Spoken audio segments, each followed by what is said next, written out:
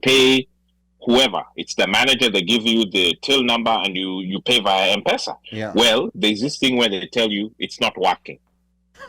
Right? Pay. Cash. Then they tell you pay to this number. Not cash. They don't say cash. Or to Pay another this number.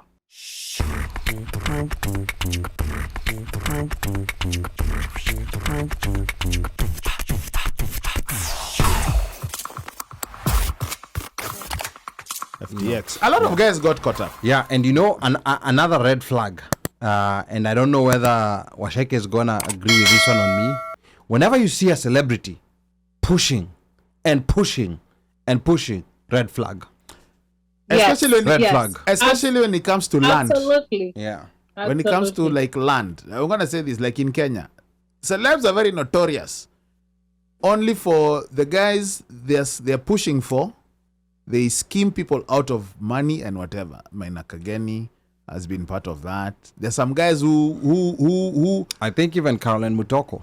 Yes. Yeah. Oh, Yeah. It's been. And then, I'm sorry. Yeah. No, And go to ahead. that point, I feel bad for us diaspora because we're getting it, from all sides. So here, where we live, we have all these products being pushed to us. But then, I don't know if you have seen the trend in the last 5 years is like all these developers, real estate developers, they're targeting diasporas and they're targeting, they're not looking at Kenya, they're looking at us. So we're getting it both sides. And some of those things, they have issues. Like one of the, I don't want to mention, but one of the very popular developers, like a lot of people they've lost money. It's an off-plan developer where you put a certain amount and then they're gonna build, and it's been years. Nothing. I found Hakuna Foundation. And you know what they do? They're the same people. Like when they kula pesa and people find out what they have done, they fold up and go and open another one. The same people, the same corporate. They rebrand. Toboa Magina right now. Yeah. And they're here, they're doing it. But then when you try to tell people like, okay, look, it's good, invest Kenya. You can invest Kenya because you're emotionally attached. Even me, I invest in Kenya because I'm emotionally attached. I also invest in Kenya as a social entrepreneur. I know I'm not gonna get the same return here. I'm very clear as to why I'm investing in Kenya. But let's not lie to ourselves like you're investing in Kenya because it has, most of the time, the rate is now better if you factor in, like what Ali said. Like if America can get 10% while I'm asleep, Kenya, I better be getting 50 to convince me because there's so much risk. There's so much risk involved. Even if you look at all the mutual funds that invest in emerging markets, and Africa is considered an emerging market, to attract investors, you have to give them a higher rate because there's a higher risk. There's so many risks, political risk, governance risk. There's so many things. So if I'm going to be investing in Kenya and America can get 10% and I'm sleeping, I want 50% from Kenya because in Kenya, there's you had 50. Someone will, You had 50. There's a likelihood someone will come and claim that property. He says, wasn't there a story this week where a family has been somewhere for generations, and now an another Indian one family. is coming An Indian and taking family, over. yes. Because the DCI huko, cops. Yes.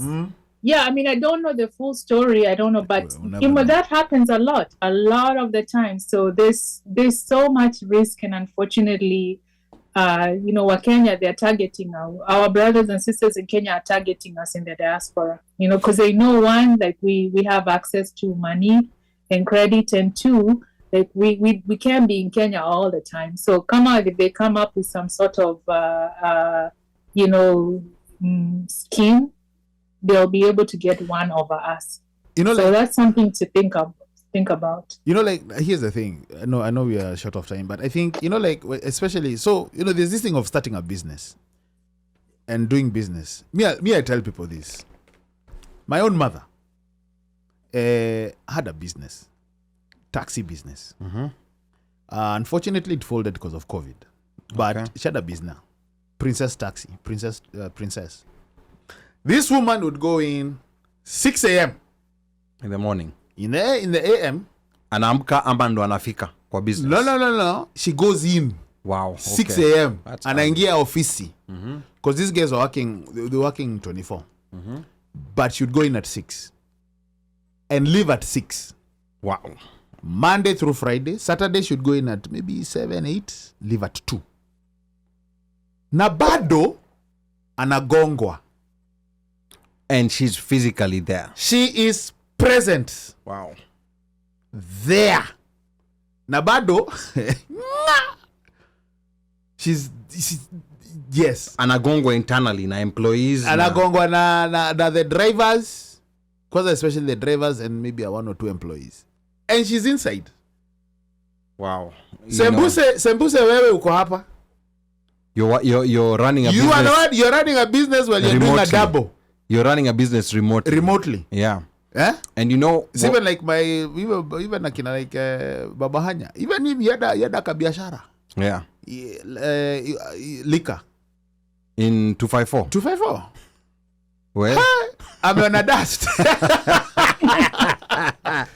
Baba Hanya. I have to share. No, you need to come and talk to us. I have to share with that. You need to come and talk to us about it. Kucharazwa nayo. Yeah, I like mean, you put it to cameras. You're monitoring. What? You're monitoring numbers, from here. Gade. Nyahunyo. Where So it's one of those like Osheke is saying.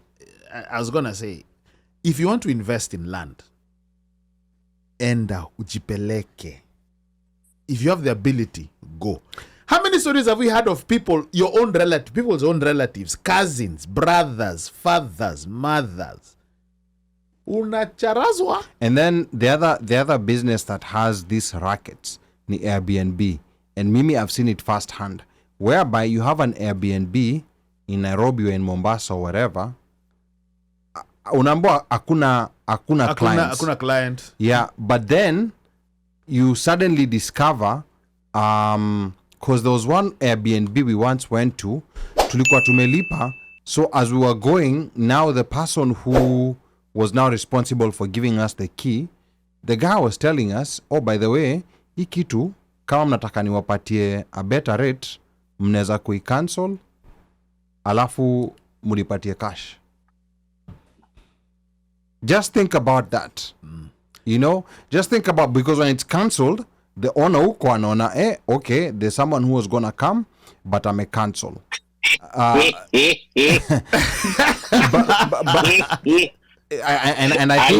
think Omosh knows about these experiences. That's why he's happy. Let me tell you, because of that that cancel thing for us, it is so bad. Think of it this way: the basic business we pay via M-Pesa, right? Yeah. So you pay whoever. It's the manager. They give you the till number, and you pay via M-Pesa. Yeah. Well, there's this thing where they tell you it's not working, right? Pay. Cash. Then they tell you pay to this number. Not cash. They don't say cash. Or to pay another to number. Yeah. Yeah, pay to this number.